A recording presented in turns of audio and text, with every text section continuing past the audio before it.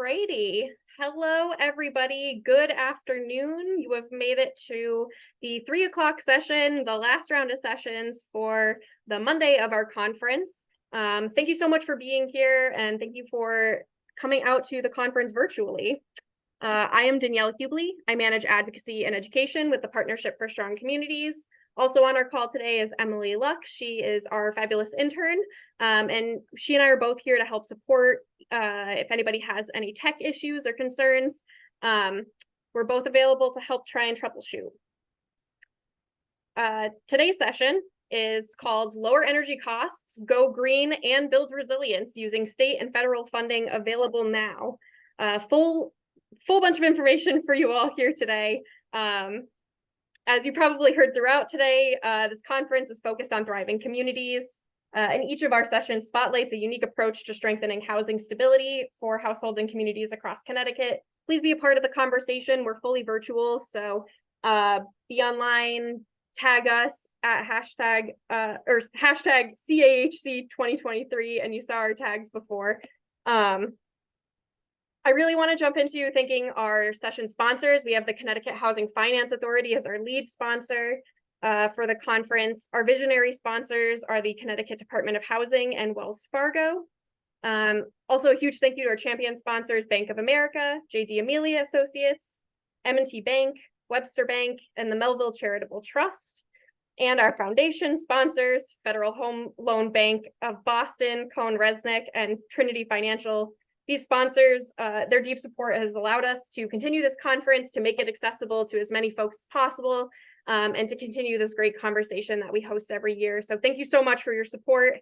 And this session in particular is sponsored by Connecticut Green Bank. So thank you for being sponsor for today's conversation that you're hearing. And that is my computer, so nobody worry that your battery is low. It is just mine.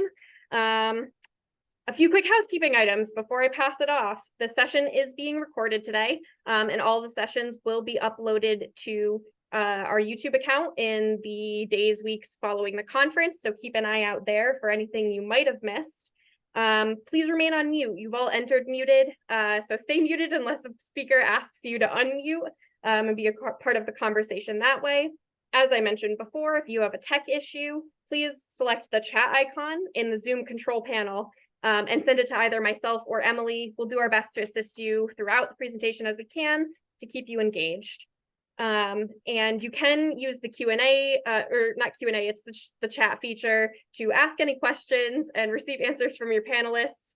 If they feel so inclined, they may also call folks off mute, but I leave that up to them. At the very last thing that I have to say is that we have a small 9-question survey related for each of the sessions you attended today. You'll find it in the little megaphone icon in your lobby chat. And please just take a moment to complete that. It gives us really great feedback for our presenters, for the conference overall, and it's just a great way for us to make sure we're getting you the content you would like to be seeing at the conference. And we super appreciate your feedback, so please take a few seconds to do that right at the end of the day today. And with that, I'm going to pass it off to our speakers to introduce themselves, but I'll hand it over to Seema. Good afternoon, everyone. Let me quickly share my screen. I hope you all can see my screen. We're good. Oh, perfect. So I am Seema Malani. I'm a senior program officer with Connecticut Housing Finance Authority.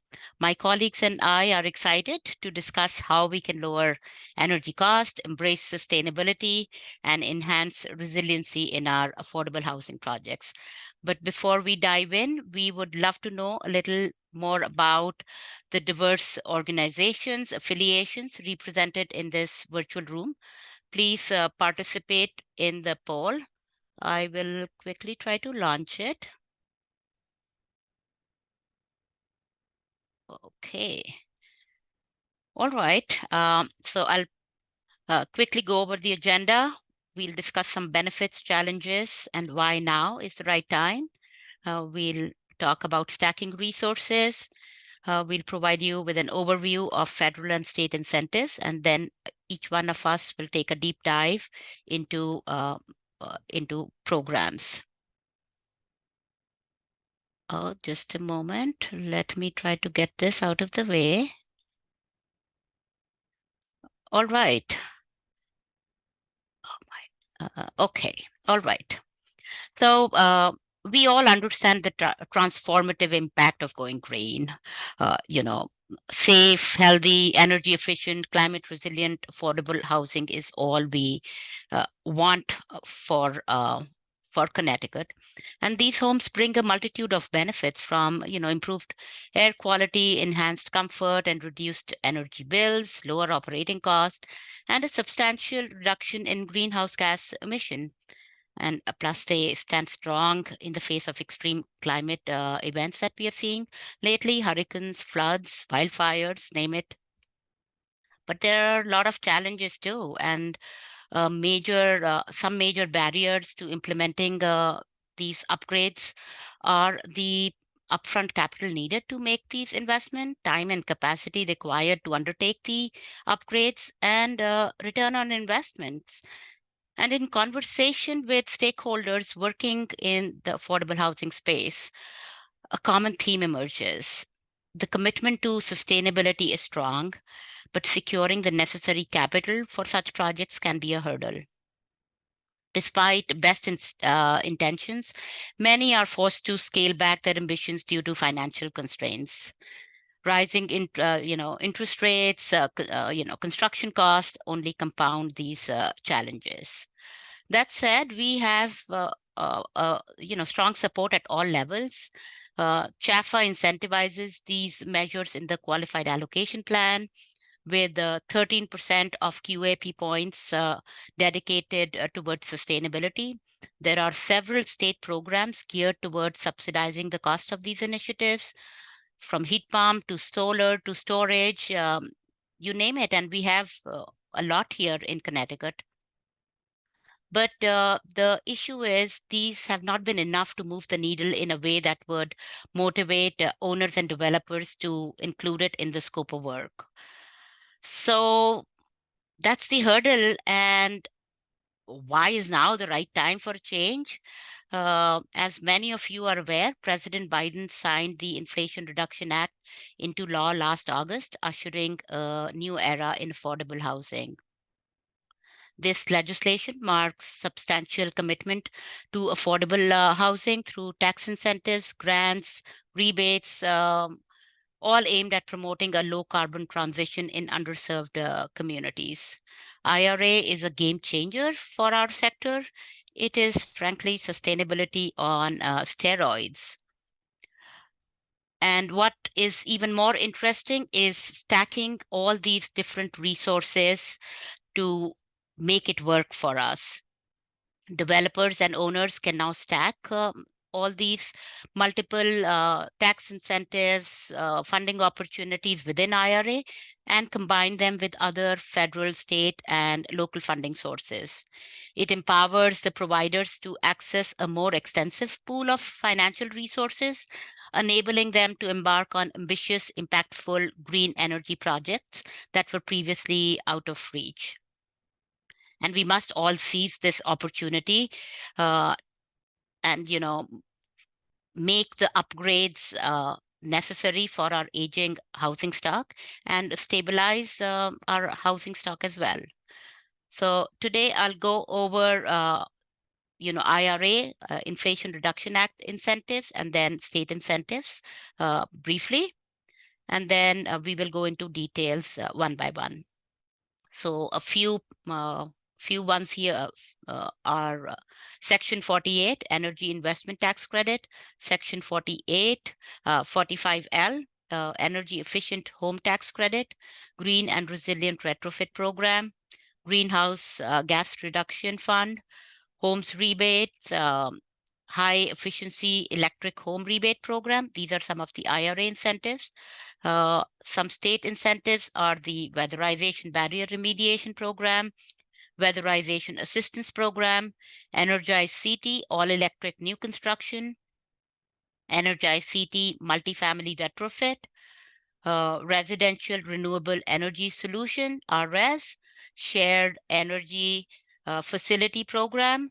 There are a lot of these here with us. And CHFA does not necessarily administer a lot of these, but we have deep relationships with the housing providers. We have a lot of these housings in our portfolio. That's where we help connect the dots. I'll take a deep dive into the two tax credits. So the first one is the Section 48 investment tax credit. It is administered by IRS. It allows taxpayers to deduct a percentage of the cost of renewable energy systems from their federal taxes. IRA expanded the program and extended it through 2032. So this is huge. It provides the much needed certainty that businesses like. And the other big thing is it no longer reduces the LIHTC basis. So this tax credit existed even before, but because it would reduce the LIHTC basis, it wasn't really used as much as we would have liked in the past on these LIHTC projects.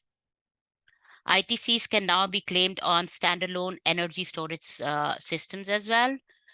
These tax credits are earned immediately upon placed in service.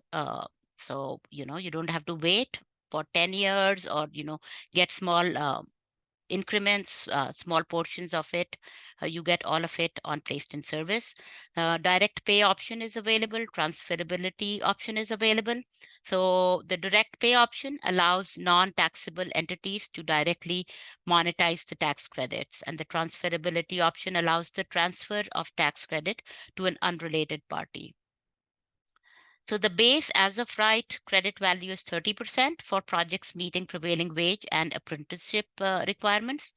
Projects less than 1 megawatts do not need to meet the prevailing wage or the apprenticeship requirements to get the 30% boost. In addition, there are stackable bonus credits. So the credit is increased by up to 10% for projects meeting certain domestic content requirements for steel, iron, and manufactured products. And credit is increased by another 10 percentage point if it is located in an energy community. Then there is a competitive low-income communities bonus credit, and you must apply to receive these credits. Here, the credit is increased by 10% for projects located in low-income communities or tribal land, and the credit is increased by 20% for projects that are part of certain federally subsidized housing programs or that offer at least 50% of the financial benefits of electricity produced to low-income households. This bonus amount will require an application by the taxpayer, and a cumulative total of 1.8 gigawatts of direct current capacity per year are available for this allocation. DOE is now accepting applications for this bonus credit program.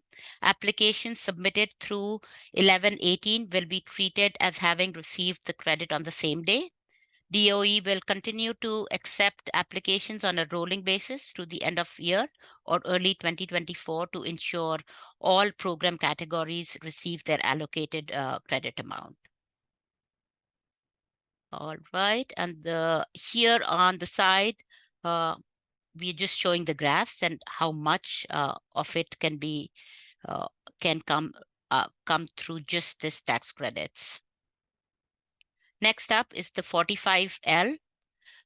Energy efficient home credit. Again, it is administered by IRS, and it is eligible for new or substantially reconstructed homes that meet applicable Energy Star home program or the DOE Zero Energy Ready Home program requirements.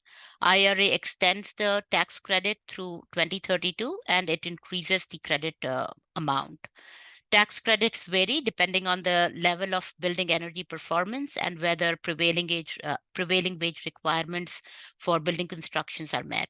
It is $500 per dwelling unit for Energy Star and $1,000 per dwelling unit for meeting the ERH.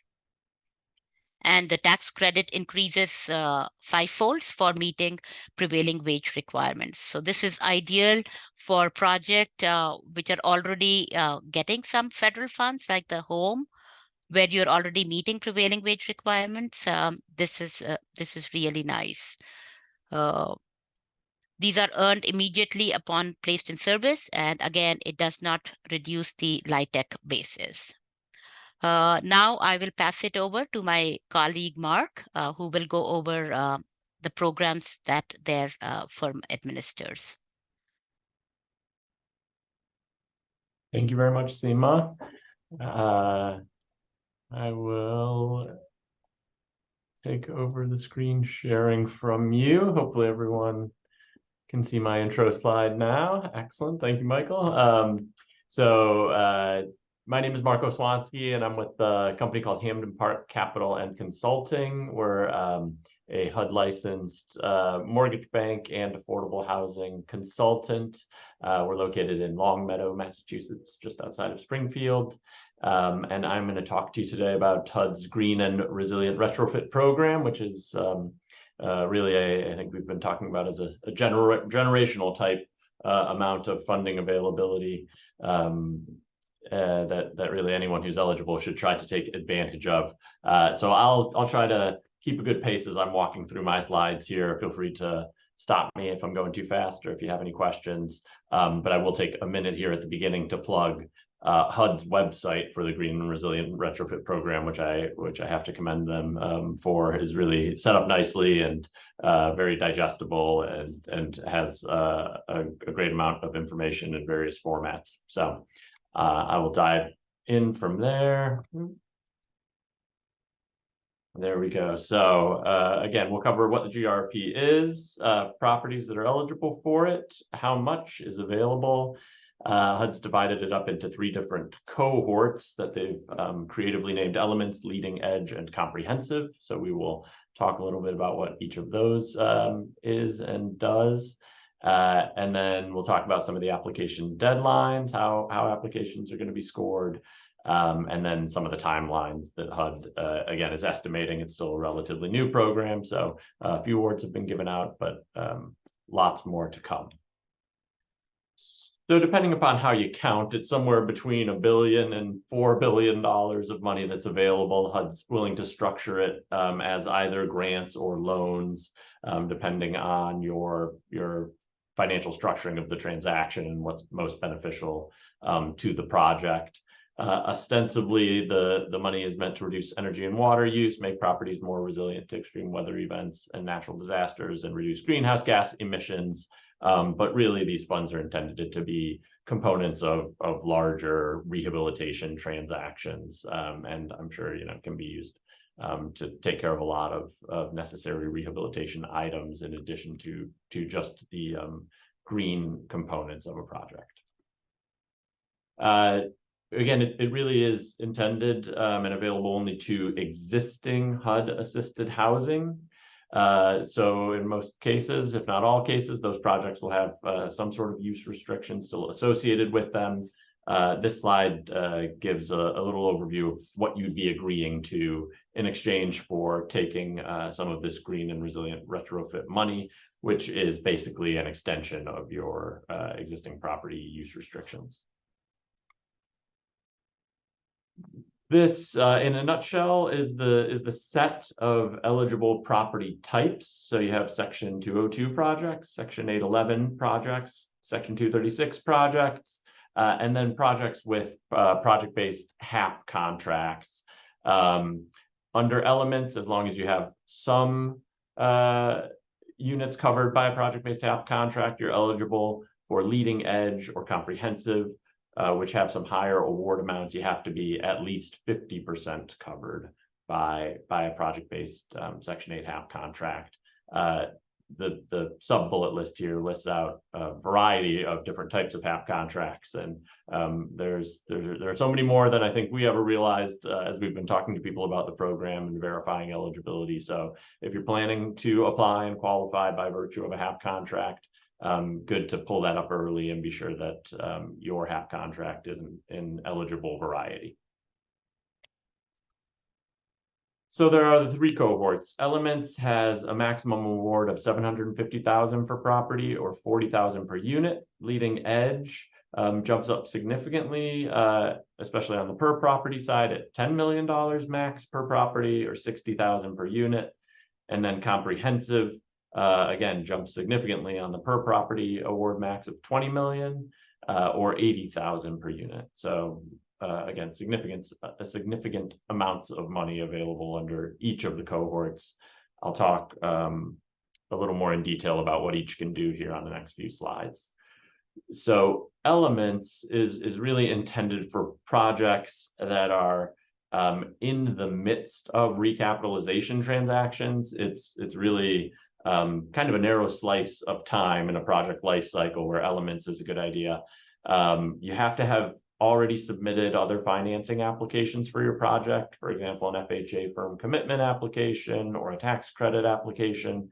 And so this is really meant to just add 750,000 potentially to maybe put solar panels back on if you value engineered them out at some point, or upgrade to a better window product if you had to, you know, go with a lower quality variety for whatever reason. So that's really the purpose of an Elements award. Leading Edge is really meant to be an owner-driven award type, meaning the funding under this cohort is really reserved for folks who have done significant rehabilitation in the past and are in the early stages of planning sub-rehab type project for one of their existing HUD assisted housing properties. In exchange for a Leading Edge award, you also need to agree to certify to a higher level green building certification, basically, you know, LEED, platinum, or gold with net zero rating type level passive house. There's more detail on the qualifying certifications on that HUD website, but that's really the intent of these dollars, is they're going to projects that are intending to really completely convert their buildings to as close to net zero as possible.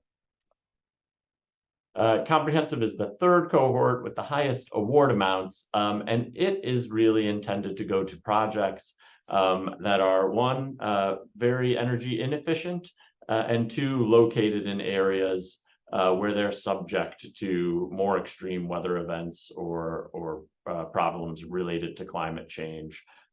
Those two things are scored respectively using EPA's Portfolio Manager tool and then FEMA's National Risk Index Mapping tool. And really, you plug in your existing building usage data to Portfolio Manager, you'll get one score for that portion of the application, and then you plug your address into FEMA's NRI map, and that will give you your score for that part of the application. And the properties that score highest will get the awards. But this cohort is really meant to be something that a property can apply for before they've considered anything else about their transaction. And should you be awarded, you know, provide a real magnet for other capital and an ability to do significant work at a project. I think the slides will be available to everyone. So this is a little table that just compares those three different cohorts and how they are intended to be used. This is a listing of the application waves for GRRP funding. So we've already gotten through really June, July, August, September, now October, early November of 2023. The next application deadline will be for comprehensive at the end of this month. And then you can see really how they lay out from there. So still plenty of time left to get an application in if you're interested, but we're about halfway through at this point. I'll just skip over this slide a little bit because I think I talked about it as I was going through the others, and want to make sure we're saving enough time for all of the presenters. And then quickly, these are the last three elements. Again, HUD is expecting you're just about ready to close, and we'll be able to move quickly once you've gotten an award. So about 15 months from award to closing. Excuse me. Leading Edge, they expect will take a longer amount of time, potentially 18 months. And then comprehensive up to 28 months. So excuse me, from there, I'll pass it to Becca and get my voice back. Sounds good. Thanks, Mark. Let me simply share my screen. Give me 1 second.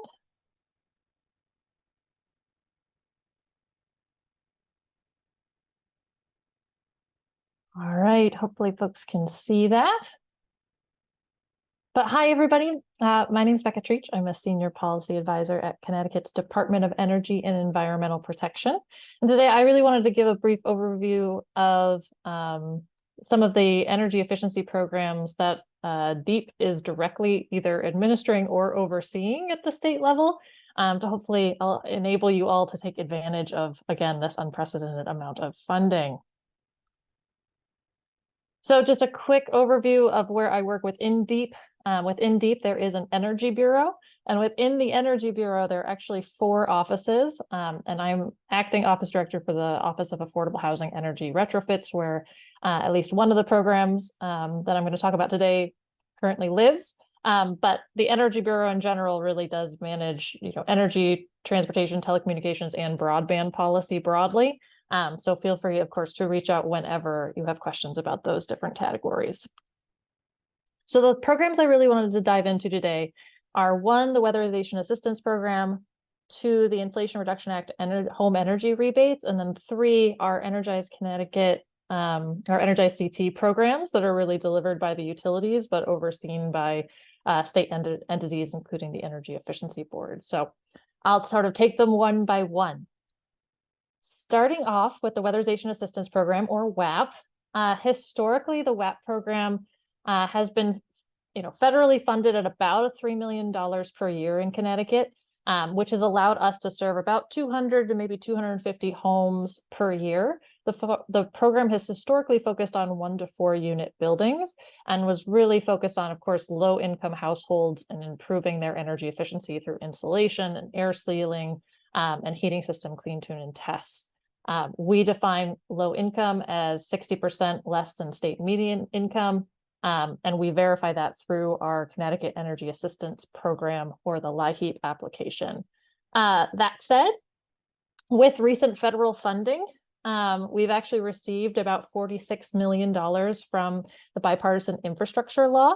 And that's going to allow us to actually expand out this WAP program to now start serving multifamily buildings, so 5+ units. We do have a few years to spend that money, so it won't be just one big slug.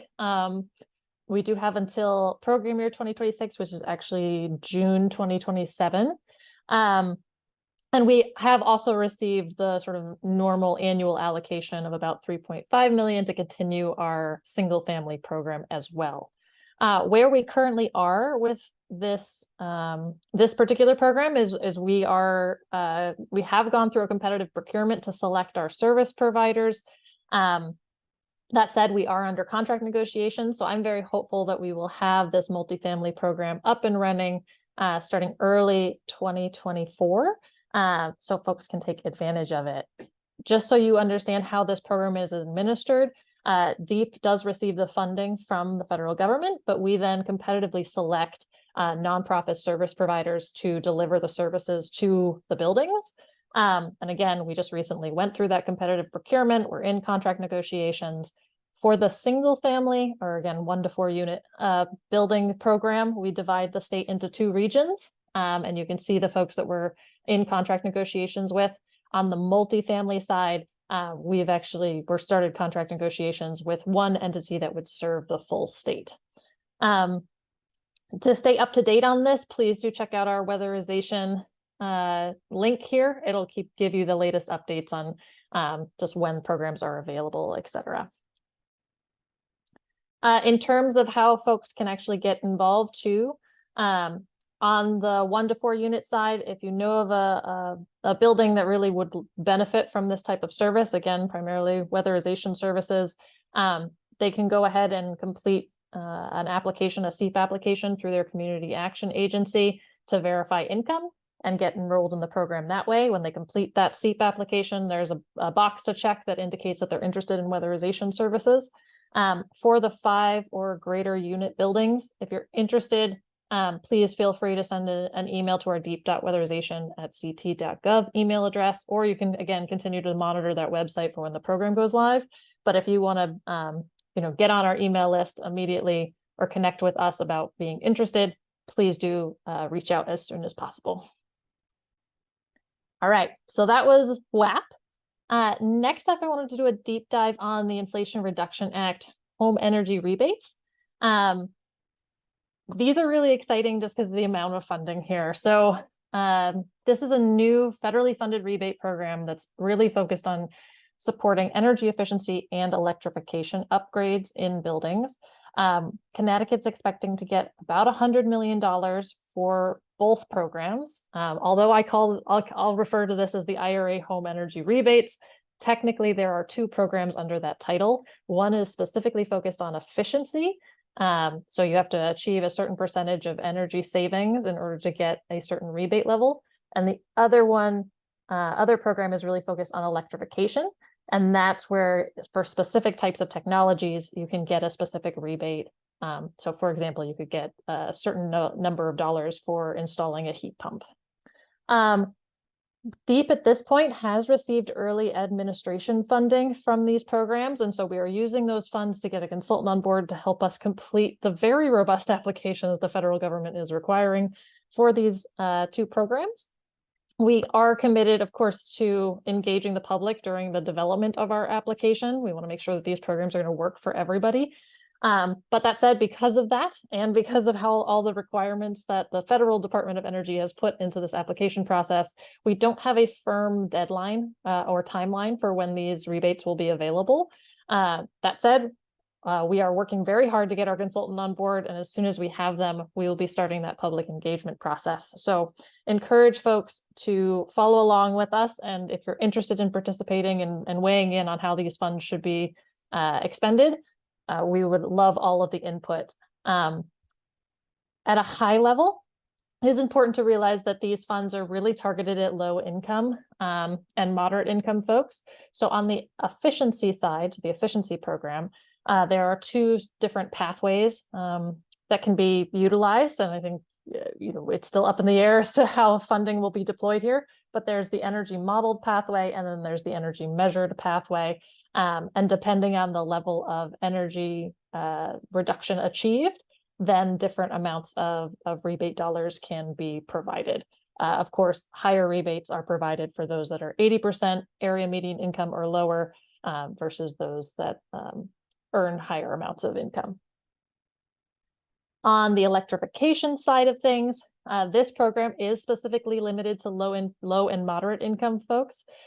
So 80% area median income or less receives a certain rebate amount, and then 80% to 150% AMI receives a different rebate amount for specific technologies, and the technologies are listed on this slide. So there's heat pump hot water heaters, electric wiring, electric stoves, etc. What I encourage folks to do to stay up to date on these rebates is, one, please do check out our website. That will have the latest updates. We're trying to keep everybody informed because I know people are really excited. Also, we do plan on engaging the public primarily through an existing public meeting process, and that's through our Energy Efficiency Board meetings.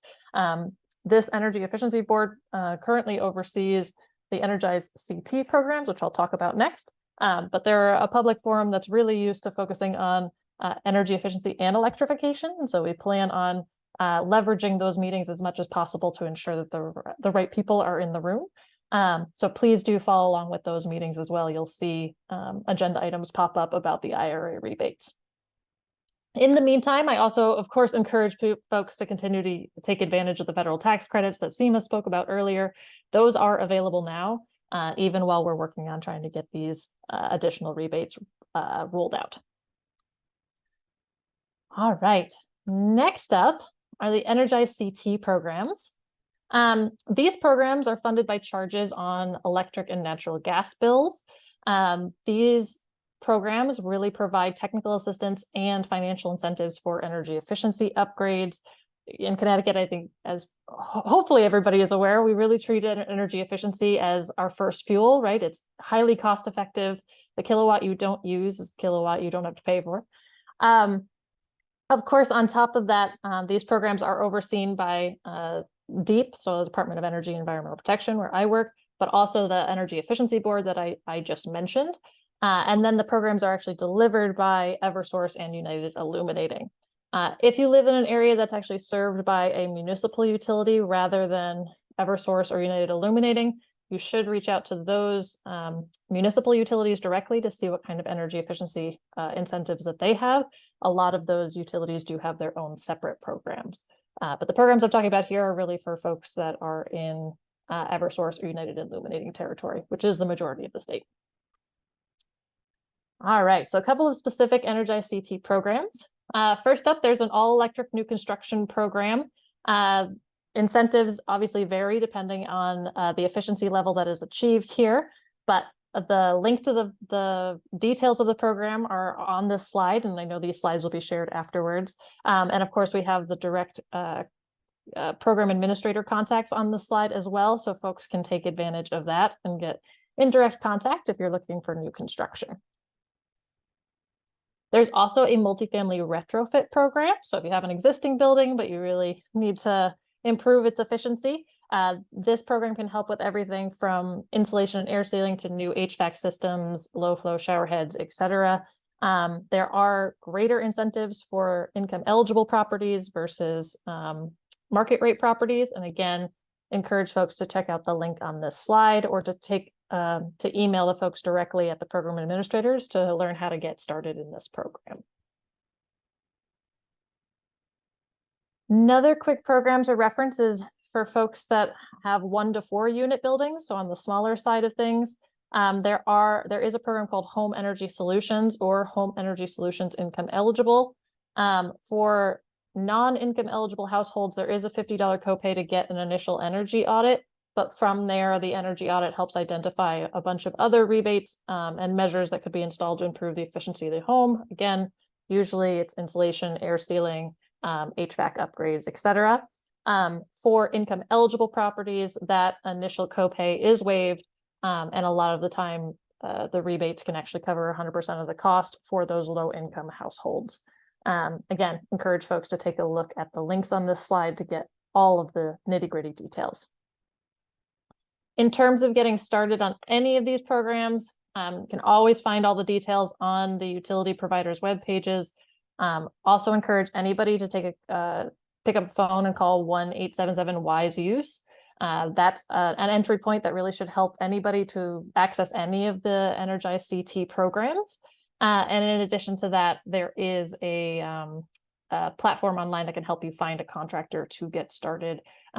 Pre-qualified contractors that work with these programs specifically.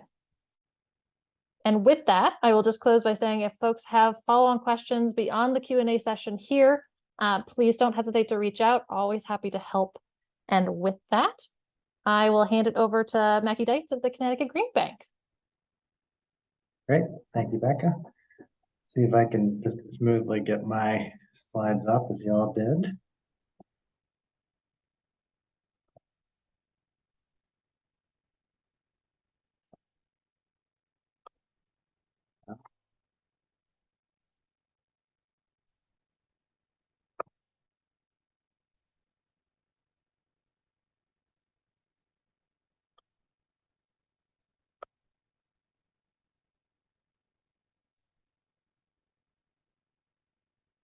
Okay, hopefully that did it.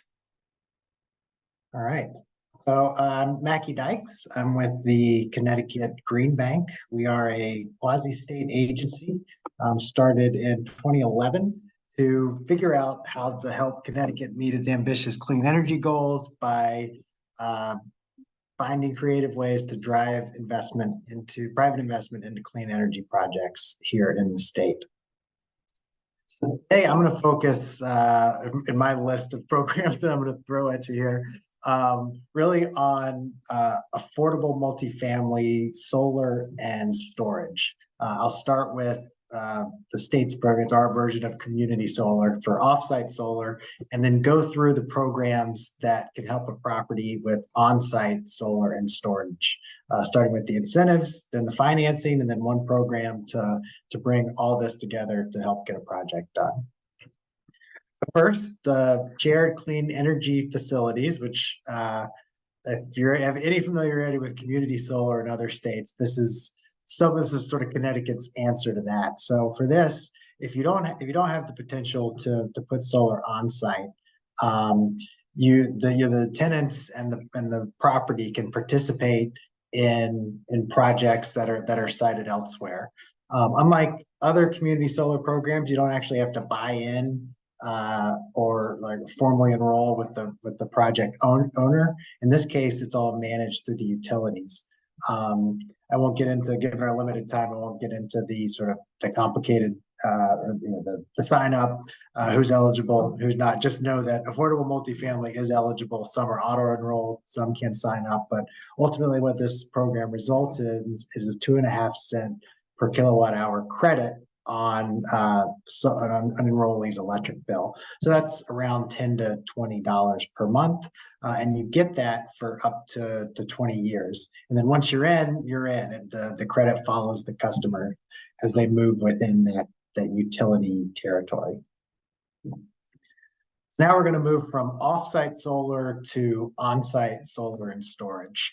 And I'll first start with the incentive program for on-site solar for affordable multifamily. These properties, thanks to a change in the last year, are eligible for the Residential Renewable Energy Solutions Program, RRES.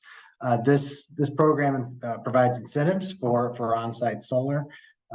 They are, unlike prior to this option existing for multifamily properties, this new incentive is much higher than it has been in the past.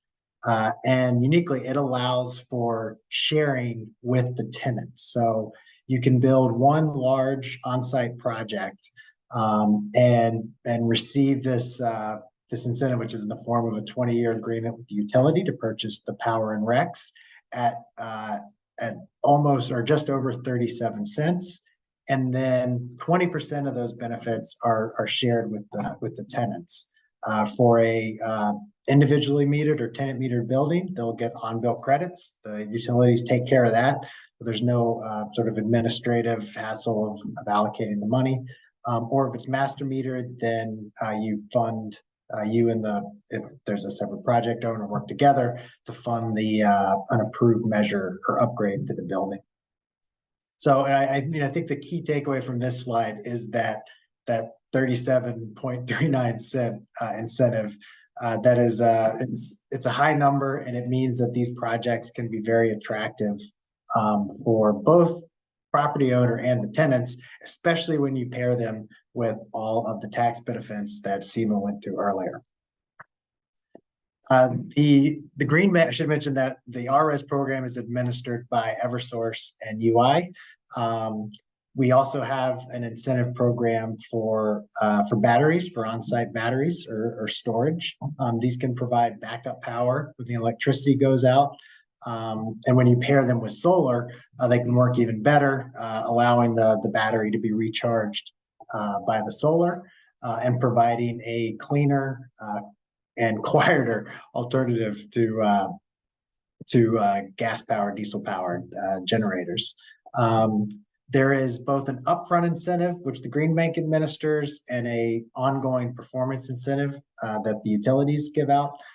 There are enhanced incentives available for affordable properties, and we put all those together. It can make a battery a very attractive way to provide resiliency to a property. So those are the two incentive programs for solar and storage. I'm now going to talk about the Green Bank's financing product for these. Just a Green Bank solar and storage lease. This is a very attractive way to install one or both of these measures at a property. Through this, the Green Bank actually owns the system and provides all of the upfront capital for the installation cost. And because it's a lease, this means you don't have to take on any debt. And then the Green Bank, you and the tenants essentially then share in the benefits from the project. So as I mentioned earlier in the RRES slide, we'll be together selling the electricity to the utility. They'll be paying us 37 cents for for that electricity, and the Green Bank will take a portion, the property owner will take a portion, and then the tenants will get their portion. So really, this means without any upfront cost, you're unlocking a new revenue stream for both you as the property owner and the tenants. And because we're the system owner, we're overseeing and handling all of the operations and maintenance costs for the full 20 years, which is that's the time that we're together selling this to the electricity to the utilities. So we're managing all the O&M and ongoing sort of issues with owning the system. And then we can also pair a battery with that. So again, same structure, we're the owner, we're providing all the O&M, and then we're just all together sharing in the revenue from the system. Then finally, I want to talk about our final program, which pulls together all the programs that I mentioned, plus some of the other programs mentioned here from the other presenters. So recognizing that all of this that I've covered, all that others have covered is a lot. It can be tough to navigate. There's a lot of different pieces. So we developed the Solar Map program to help property owners navigate all this. We do everything from an initial feasibility study or assessment to make sure that there's some there that makes sense for all of us to devote time to pursuing. We scope that out a little further if there is. We do the contractor selection. We access all the federal and state incentives, and then finally provide the financing in the form of that lease or a loan if you'd rather own the assets yourself. But again, this is really just designed to be an option to help you navigate all the sort of the complicated. The housing world is complicated enough. Don't need, recognize a lot of folks might not have the time to learn a whole separate complicated energy world. So we try to help folks through every step of the way with this program. And I'll mention, I don't have a slide here for it, but Seema talked about the Inflation Reduction Act. One other component of that is the Greenhouse Gas Reduction Fund, which is a fund overseen by EPA, which is primarily meant to go into financing vehicles to deploy clean energy, or there's another piece of that to incentivize solar in primarily low-income communities. The Green Bank, along with DEEP and others, are trying to and have applications in to access those funds. If any of those are awarded to the state or to the Green Bank or other entities, what we would do is sort of blend all those into all these programs, both financing and incentive structures that I mentioned, and really just make it even more attractive, make the economics even more attractive. Use them to enhance the numbers from any project. So we should know about those funds, whether they're coming our way, by early next year. And with that, I will turn it over to Michael Santoro to give our final presentation. Thank you, Mackie. Good afternoon, everyone. Give me 2 seconds to get my presentation up and running. Hopefully it won't, I think I got the right one. Oh, no, actually I don't. There's the one I want. There. Again, thank you. Mike Santoro, I'm the Director of Policy, Research, and Housing Support for the State of Connecticut Department of Housing. I'm not going to talk about energy programs. I'm going to talk about the department's multifamily housing creation and preservation initiatives. For those of you who don't know, a little bit quickly about the Department of Housing, reestablished in 2013. We work in concert with municipal leaders, public agencies, community, local groups, not-for-profit, for-profit, housing authority, you name it.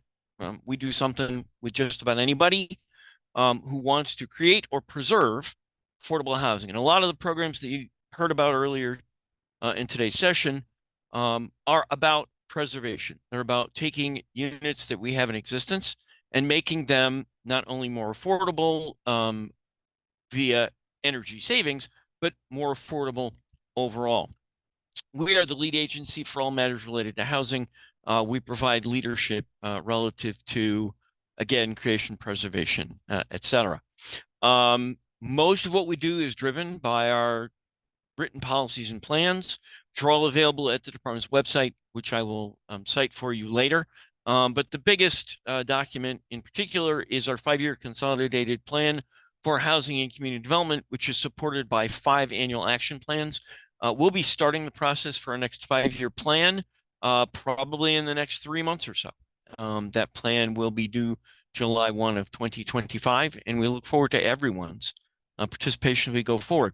Other documents which are relevant are also cited here. I'm not going to name them for you. This presentation will be available. And again, I encourage you, visit the department's website for information on those plans and for details associated.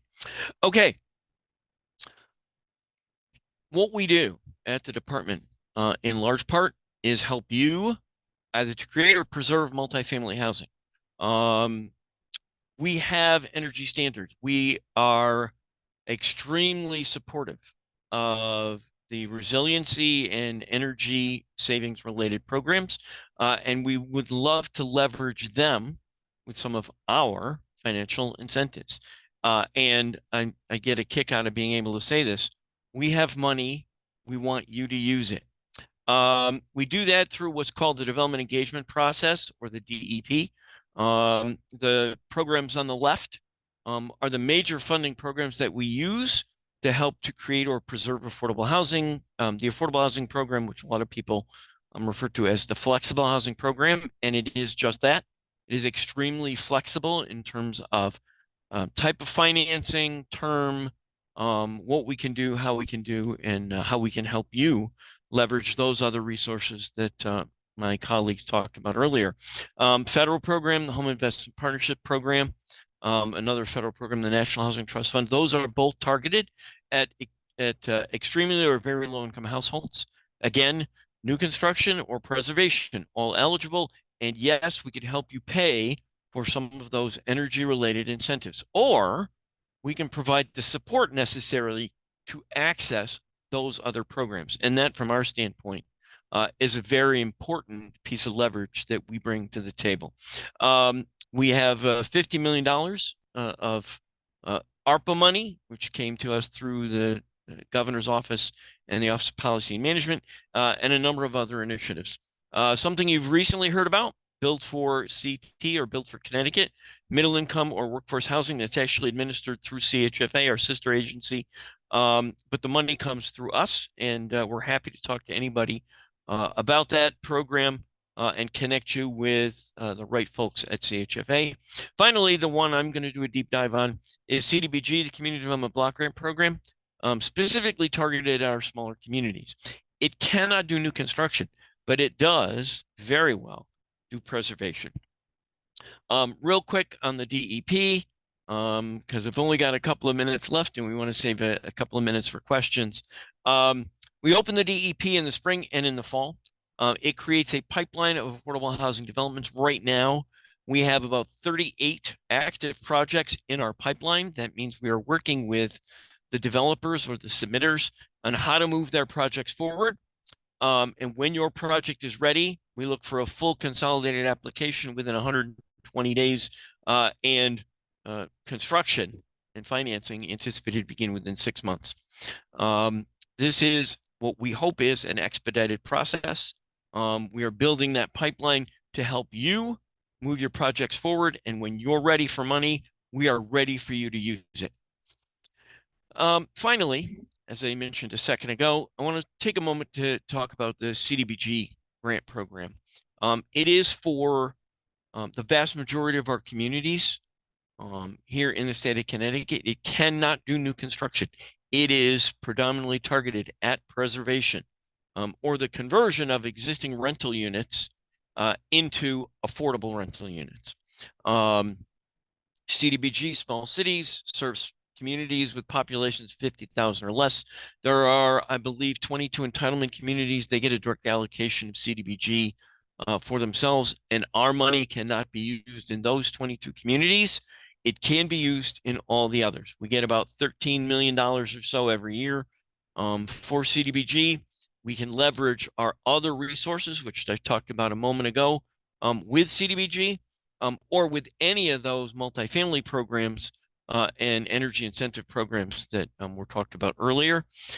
Eligible activities are anything related to the benefit of low and moderate income households, elimination of slum and blight, or in some cases, it can help with urgent infrastructure needs associated with the community. It must serve low and moderate income households. 51% or more of the assistance received must go to benefit low and moderate income households. And communities participate in a competitive application annually for CDBG. That comes up generally December, January. We are looking at getting that next funding round ready to be announced. So keep your eyes and ears open. If you are in a community that is eligible for CDBG and you need help to get your project over the finish line, CDBG may be one of those funding resources that you can use to do so. This is a list of eligible activities. Again, it's a fairly complex program, but your municipality is the applicant. So if you're thinking about wanting to use CDBG, please do not hesitate. Reach out to your local municipality.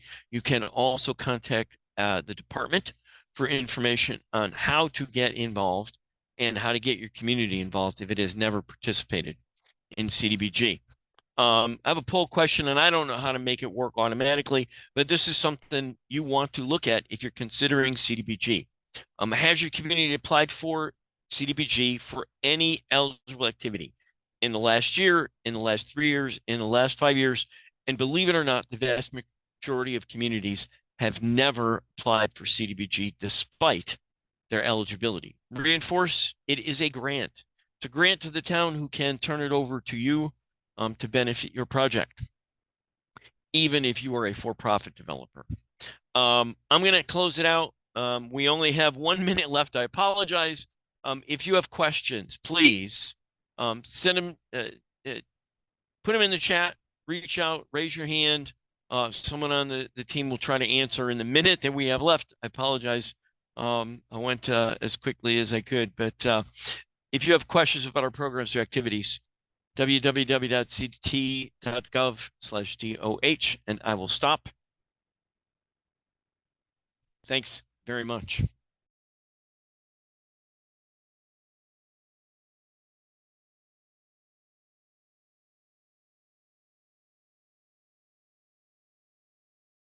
Thank you, everyone. We'll give just a few more minutes for this poll to close out so folks have time to respond to it. But thank you for joining us. And thank you for a great presentation today.